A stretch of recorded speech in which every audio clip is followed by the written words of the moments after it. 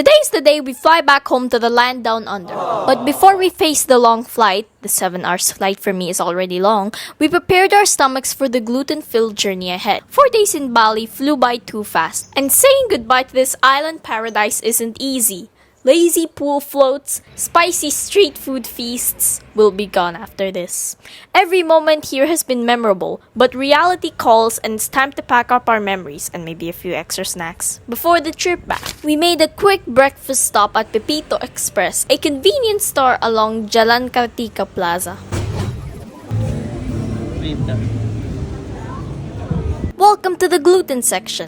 Even though gluten always leaves us bloated, we still can't resist buying something just to indulge our cravings. Good food getting worth bloated for. And if I'm going to suffer from stomach pain anyways, I might as well make it worth it. So I choose a pain au chocolat. Fitting, right? After all, the name literally has pain in it.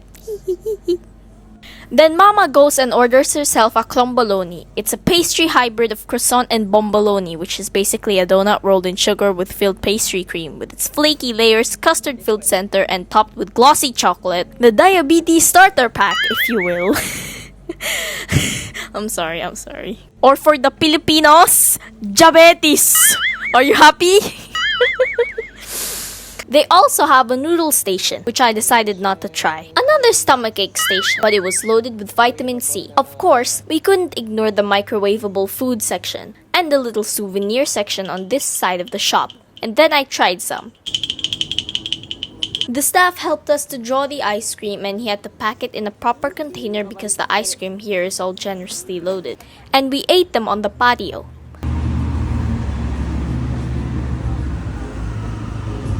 Nice. Can I try?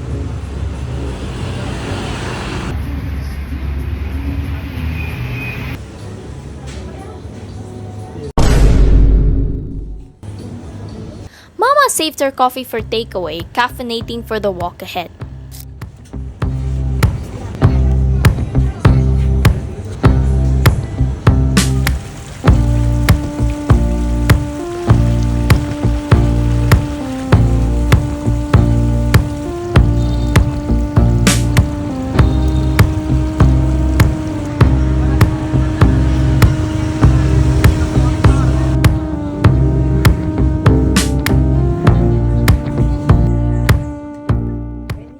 Our next destination would test our already strained stomachs.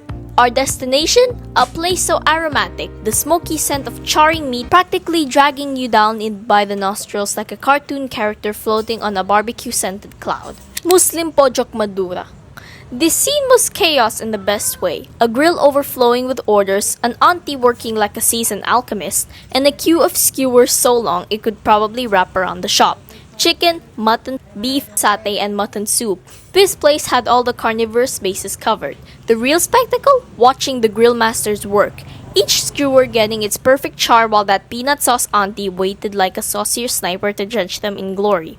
Post-grill, the skewers entered their final transformation, a baptism by peanut sauce. The auntie wielded every stick in the plate with peanut sauce, ensuring each skewer left dripping with nutty, slightly sweet sauce and an additional ketchup mayonnaise on top. We ordered 2 kinds of satay beef and mutton.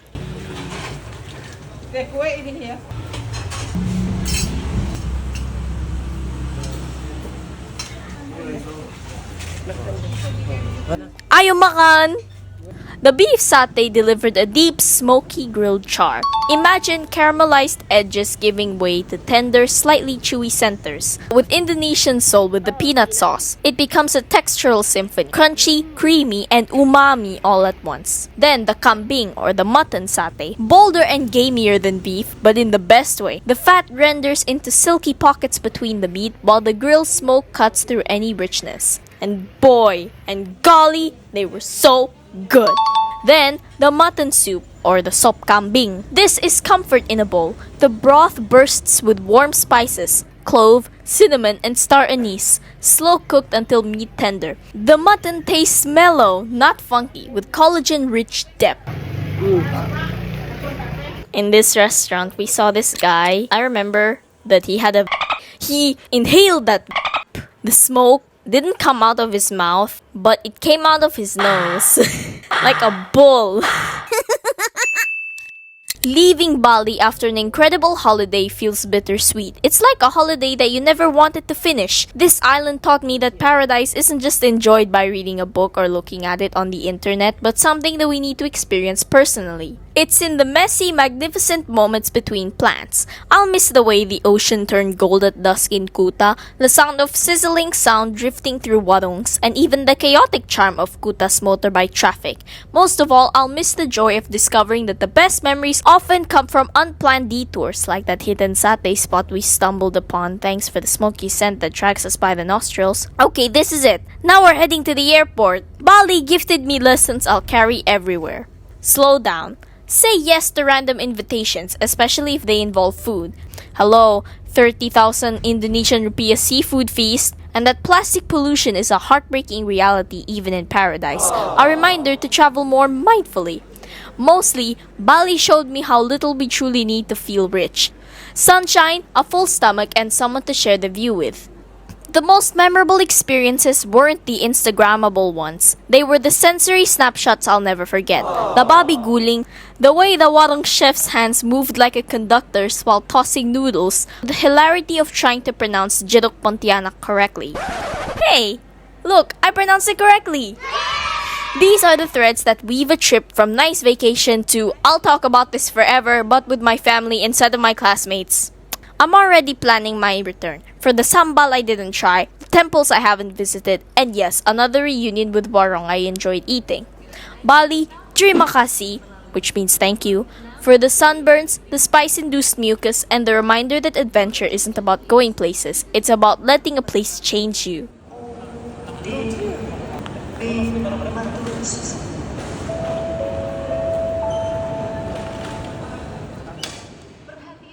I saw Cruella de Vil. And buti na lang I'm not a Dalmatian. I know.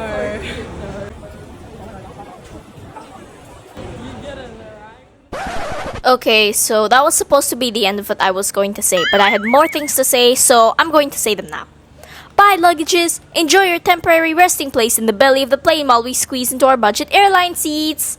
Yeah, sure. And the gate will close at 10 o'clock. Okay. Terima kasih. And Mama handed our boarding passes, feeling like... crossing my fingers that our flight won't be delayed. After all, nothing tests patience like airport chairs and the voiceover of the PA system saying, "We regret to inform you," and blah blah blah. But for now, optimism reigns in our side. At least we've already accepted our fate as budget travelers. Let's go! And we've armed ourselves with the ultimate pre-flight survival meal. Classic fried chicken, a mountain of chips, and most crucially, extra chili sauce because blandness is the real enemy for this food. Ano lasa? As we demolish our makeshift feast, I can't help but enjoy at how this greasy, finger-licking meal somehow tastes better when you're about to be confined to a seat side by side with each other like a sardine can. Mama, try it.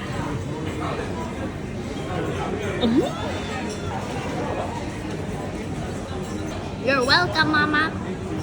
Waddling towards the pre-departure area, I'm struck by how Bali refuses to let go. Even here, the airport equipped with this gorgeous decor, like this wooden beach-inspired arches and cultural touches.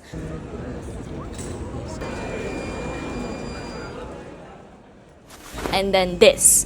There's no jet bridge for this flight, like that's our private jet moment. Just without the champagne or legroom. Close enough, right? Instead, we'll be trekking across the tarmac like VIPs, if VIPs meant very intensely packed passengers. But then that would be VIPP. What?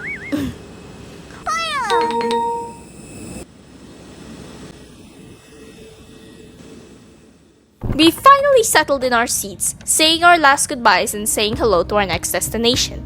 Ano sabihin? Hello. Hi. We're going back.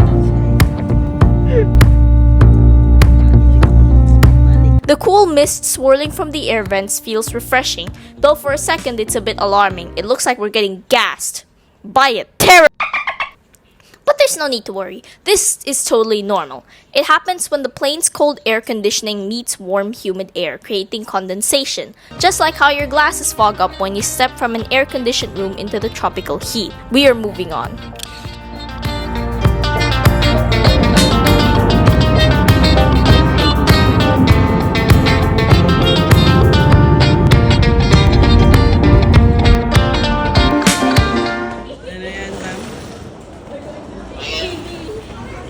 We're going to be in TV. We're going to be on TV.